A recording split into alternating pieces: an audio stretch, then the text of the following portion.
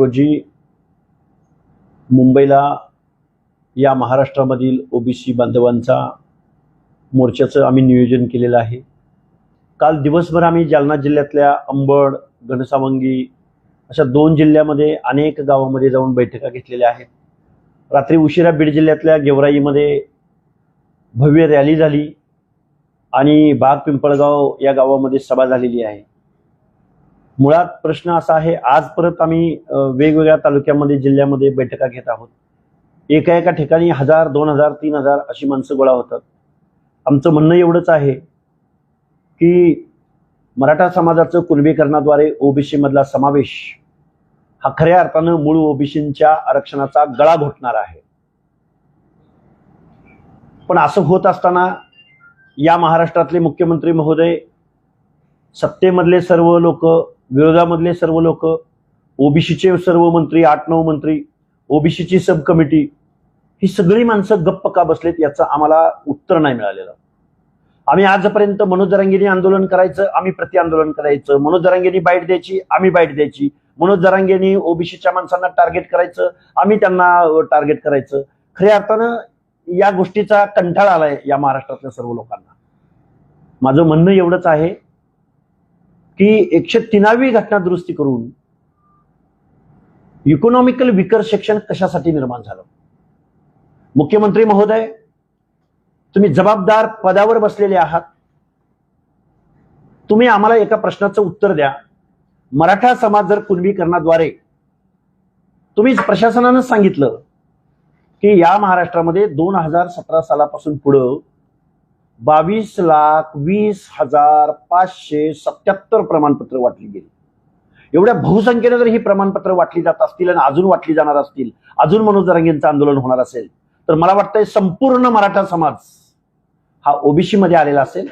मग त्या ओबीसी मधल्या मूळ ओबीसींचं भटक्या विमुक्त जाती जमातीचं काय, जो सामाजिक मागास आहे, ज्याला त्याच्या जातीमध्ये जन्म घेण्यावरनं त्याच्यावरती आजपर्यंत टीका झाली, मनोज जरांगेच्या सांगण्यावरनं आज जवळजवळ मराठा समाज ओबीसी मध्ये समाविष्ट झालाय।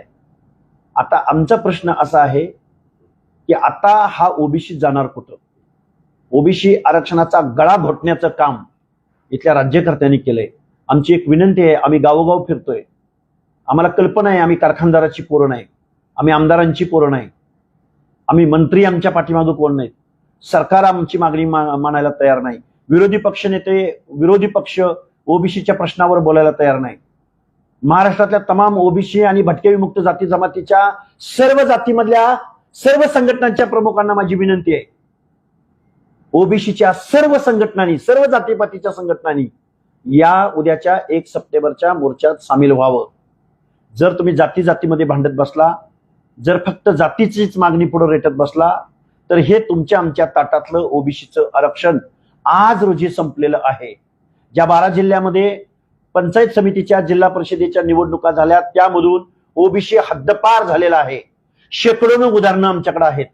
तेव्हा आज रोजी ओबीसीचं आरक्षण संपलंय। हे ओबीसीचं आरक्षण वाचवण्यासाठी सामाजिक न्यायाचं धोरण संविधानाचं होतं, घटनेचं होतं, बाबासाहेबांचं होतं, त्या हक्क अधिकाराचं संरक्षण करण्यासाठी 1 सप्टेंबरचा मोर्चा आपण मुंबईला घेऊन जात आहोत।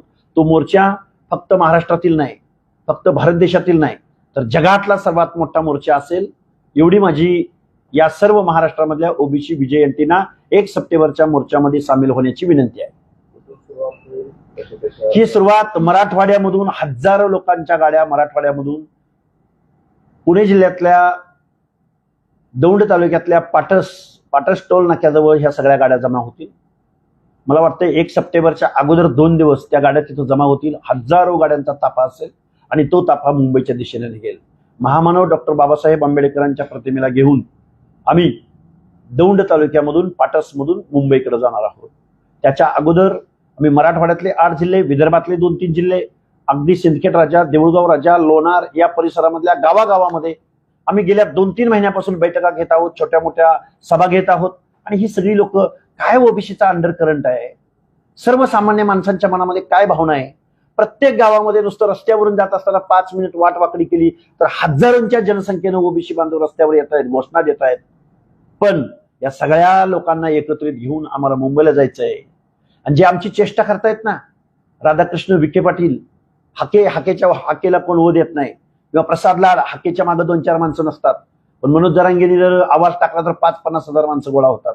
म्हणजे झुंडीची भाषा इथल्या पुढाऱ्यांना कळणार असेल, डोक्यांची टाळक्यांची भाषा राधाकृष्ण विखे पाटलांना कळणार असेल, आणि तुम्ही झुंडशाहीला बळी पडून इथं बेकायदा जी.आर काढणार असाल, ओबीसी आरक्षणाचा गळा घोटणार असाल, तर ओबीसी बांधव सुद्धा, ओबीसींना सुद्धा माझी हात जोडून विनंती आहे, तुम्ही जर बहुसंख्येने मुंबईला नाही आला, तुमचं आरक्षण गेलं, तुमचे हक्क अधिकार गेले, आणि तुमचा राजकारणातला, समाजकारणातला, इथल्या व्यवस्थेमधला तुमचा जो संविधानानं, घटनेनं दिलेला मान सन्मान आहे तो पूर्णतः निघून गेलेला असेल.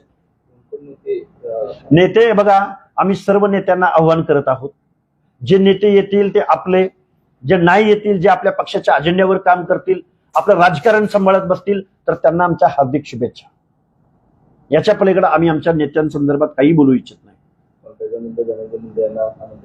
हे बघा, पंकजाताई असतील, धनंजय मुंडे साहेब असतील, आमचे छगनरावजी भुजबळ साहेब असतील, गोपीचंदजी पडळकर असतील, बावनकुळे साहेब असतील, विजयजी वडेट्टीवार असतील, किंवा काँग्रेस, राष्ट्रवादी या सर्व पक्षातले विरोधातले लोक असतील, या सगळ्या लोकांना माहिती आहे काय झालंय महाराष्ट्रामध्ये. ओबीसीचं आरक्षण संपल्याची जाणीव सगळ्यांची आहे, पण बोलायचं कुणी, मांजराच्या गळ्यात घंटा बांधायची कुणी, ही गत महाराष्ट्रातल्या ओबीसींच्या नेत्यांची झाली. कॅबिनेटमध्ये असलेल्या 8-9 मंत्र्यांची झाली, ओबीसी सब कमिटीची झाली. महाराष्ट्रामध्ये ओबीसी सब कमिटी स्थापन झाली. मराठा सब कमिटीच्या 13 बैठका होतात, पण ओबीसी सब कमिटीच्या 2च बैठका होतात. म्हणजे ओबीसीचं म्हणणंच ऐकून घ्यायचं नाही असं इथल्या सरकारनं ठरवलंय. पण सरकारला याचा पश्चाताप होईल एवढं मी तुम्हाला जबाबदारीने सांगतो. कुठलाही राजकारणी, कुठलाही मंत्री, मग ते शिरसाट साहेब असोत किंवा बावनकुळे साहेब असोत किंवा अजून कुणी असोत, ते कुठल्या पक्षाचे आहेत, ते सत्तेतले आहेत का विरोधातले आहेत, ह्याच्याशी आम्हाला देणं घेणं नाही. पण कुठलाही माणूस अशा पद्धतीनं कास्ट स्क्रुटिनी समितीवरती, कमिटीवरती कोणीही दबाव आणू शकत नाही. साप म्हणून हा बी बनवण्याचा प्रयत्न आहे. चंद्रशेखर बावनकुळेंवरती जे बॉडी शेमिंग झालं ते निव्वळ फालतूगिरी आहे.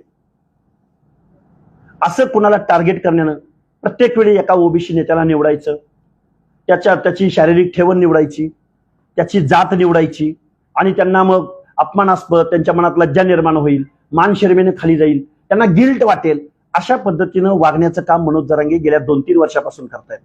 त्यांनी कधी छगनरावजी भुजबळांना टार्गेट केलं, त्यांनी कधी महाराष्ट्राचे मुख्यमंत्री देवेंद्र फडणवीसांना टार्गेट केलं गेलं, आईमाईवरून त्यांना बोलले गेले. कधी काळी त्यांनी धनंजय मुंडे आणि पंकजाताई मुंडे यांना टार्गेट केलं. कधी सुद्धा एका ब्रश शब्दानं सुद्धा त्यांनी कधी जरांगेवर टीका केली नाही. त्यांना टार्गेट केलं गेलं. आम्ही तर रोजच आहे, आम्हाला तर आमच्यावरती दगड टाकणं असल्यापासून, फिजिकली हानमार करण्यापासून, बघून घेण्याची आम्ही तर रोजच बघतोय. म्हणजे ओबीसीनी बोलायचं नाही हक्क अधिकाराबद्दल. जी मागणी करतोय आम्ही, जे संविधानिक गोष्ट मांडतोय, जे ओबीसीच्या आरक्षणाची बात मांडतोय, ह्या गोष्टीकडे महाराष्ट्रातल्या ओबीसीनी लक्ष द्यावं. आपल्याला मान सन्मान, मान पान, आम्हाला हे ते, या भानगडीत तुम्ही पडू नका. तुमची ऑलरेडी कपडे काढून घेतलेले आहेत तुमच्या या भांडणामुळं, तुमच्या जातींच्या संघटनामुळं. तुम्ही कधीच ओबीसी म्हणून एकत्र आला नाही, त्यामुळे तुमच्या अंगावर आता कपडे राहिलेले नाहीत. ओबीसी बांधवांनो, तुम्ही उघडे नागडे झालेले आहात. तुम्ही ज्या पक्षांना मतदान दिलं त्या पक्षांनी ओबीसीच्या अंगावरती आता ओबीसीला निर्वस्त्र केलेलं आहे इथल्या सत्ताधाऱ्यांनी, विरोधकांनी. तुमच्या बाजूने कोणीही बोलायला तयार नाही, एकही आमदार बोलायला तयार नाही. ना उदय सामंत बोलतात, ना प्रसाद लाड बोलतात, ना विखे बोलतात, ना शिरसाट बोलतात, ना मुख्यमंत्री बोलतात, ना उपमुख्यमंत्री बोलतात, ना विरोधी पक्ष बोलतात, ना ओबीसीचे नेते बोलतात, ना मंत्री बोलतात. अरे पडलेला आमदार सुद्धा तुमच्या बाजूने बोलत नाही. म्हणजे तुम्हाला वाऱ्यावर सोडलं इथल्या लोकांनी. त्यामुळं मान पान या गोष्टीमध्ये अडकू नका. ओबीसी म्हणून रस्त्यावर उतरा, नाहीतर ओबीसीचं आरक्षण विसरून जा. जरांगे पाटलांनी आंदोलनाची हाक देतात, वेगवेगळे राजकीय नेते भेटायला येतात, त्यातून मार्ग काढला जाईल असं सांगितलं, परंतु तुमच्या आंदोलनाची अशी दखल अद्याप कोणी घेतली नाही. काय नाही? हे बघा, मराठा समाज हा राज्यकर्ती जमात आहे, शासनकर्ती जमात आहे. मनोज जरांगे पाटलांची भाषा ही जात वर्चस्वाची आहे. महाराष्ट्रामधलं मराठा समाजाचं वर्चस्व सिद्ध करणारी आहे. दुर्दैव हे आहे की महाराष्ट्रामध्ये छत्रपती शिवाजी महाराजांचा वारसा सांगणारा एकही नेता, अपवाद फक्त बाळासाहेब ठाकरेंचा सोडला तर महाराष्ट्राच्या जनमानसाला साथ घालणारा एकही नेता महाराष्ट्रामध्ये जन्माला आला नाही. हे ओबीसींचं दुर्दैव आहे. डॉक्टर बाबासाहेब आंबेडकरांचं समतेचं तत्व, सामाजिक न्यायाचं तत्व, फुले शाहू आंबेडकरांचं पुढे घेऊन जाणारा एकही पुरोगामी नेता, वास्तव आणि परखडपणे भूमिका मांडणारा नेता महाराष्ट्रात जन्माला आला नाही. हे आमचं दुर्दैव. अपवादात्मक परिस्थितीमध्ये लोकनेते गोपीनाथरावजी मुंडे साहेबांनी विजयंती आणि ओबीसी मध्ये जी एकजुटीची भावना या महाराष्ट्रामध्ये निर्माण केली होती, तेवढा वकूफ असणारा, जनसामान्यांच्या मनावरती पकड असणारा नेता महाराष्ट्रामध्ये जन्माला आला नाही. हे दुर्दैव. स्वर्गीय लोकनेते गोपीनाथ मुंडे यांचा अंत होऊन आज 10-12 वर्षाचा कालावधी होऊन गेला, पण इथल्या पुढाऱ्यांना आजही राजकारणासाठी गोपीनाथराव मुंडेंचं नाव घ्यावं लागतं, त्यांच्या आयुष्यात घडलेल्या घटनांवरती बोलावं लागतं. पण त्याच पृथ्वीराज बाबा चव्हाणांना, त्याच राजू शेट्टींना, त्याच महादेवरावजी जानकरांना, त्याच संजयजी राऊतांना, अरे स्वर्गवासी लोकनेते गोपीनाथ मुंडेंचं नाव घेऊन ओबीसींना किंवा महाराष्ट्रातल्या जनतेला त्यांच्या मनामध्ये संभ्रम निर्माण करण्यापेक्षा आज रोजी ओबीसीचं आरक्षण गेलंय. राजू शेट्टी बोललं पाहिजे, तुम्ही महादेवजी जानकर तुम्ही बोललं पाहिजे, संजयजी राऊत, तुमच्या पेनला कधी कधी एवढं टोक येतं. तुम्हाला मान्य आहे ओबीसीच्या आरक्षण आज संपलेलं आहे? हे मान्य आहे का नाही मान्य? सांगा एकदा, सामनामधून लिहा अग्रलेख एकदा. मुख्यमंत्री महोदय, ओबीसीचा डीएनए खरंच भाजपचा ओबीसी डीएनए आहे का नाही ते तुम्ही एकदा आम्हाला सांगा. एकदा होऊन जाऊ द्या. काय काय तुमचं म्हणणं आहे? ओबीसीचं आम्ही म्हणतोय ओबीसीचं आरक्षण संपलंय, तुम्ही सांगा आम्हाला कसं संपलं नाही ते. 1 तारखेच्या या आंदोलनाला प्रकाश आंबेडकर येतील. आम्ही प्रकाशजी आंबेडकरांना विनंती करू, आम्ही आंबेडकरी जनतेमधल्या वेगवेगळ्या आरपीआयच्या गटांना विनंती करू, कारण आज आम्ही जात्यात आहे, आज आम्ही जात्यात आहे आणि एससी एसटी सुपात आहे. त्याचं कारण असं आहे की आता एससी एसटीला सुद्धा क्रिमिलेअरची अट्ट लावण्याचं आता धोरण सुरू आहे. अट्रॉसिटीचा सारखा कायदा सुद्धा, जो एससी एसटीच्या हक्क अधिकारांचं संरक्षण असलेला, कवच कुंडले असलेला अट्रॉसिटीचा कायदा सुद्धा रद्द करण्याचं धोरण इथून पुढच्या कालावधीत येऊ शकतं. मी तुम्हाला भीती नाही घालत, पण मी वास्तव तुमच्या समोर मांडतोय. तुमच्या नोकऱ्या आउटसोर्सिंगचं बोंडस नाव देऊन तुमच्या लाखो नोकऱ्या महाराष्ट्रातल्या 9 ते 10 कंपन्यांकडे गेलेत. तुम्हाला नोकऱ्या लागणार कुठून? तुमची पोरं शिकून फायदा काय? गोरगरिबांची, कष्टकऱ्यांची, शेतकऱ्यांची पोरं वेगवेगळ्या डिग्र्या घेऊन बेरोजगार म्हणून फिरतायत. त्याच्यावर तर आम्ही बोलूच, पण आज रोजी ओबीसीचं आरक्षण संपलंय हे महाराष्ट्रातल्या सर्व नेत्यांना माझी सांगण्याची, म्हणजे कळकळीची विनंती आहे.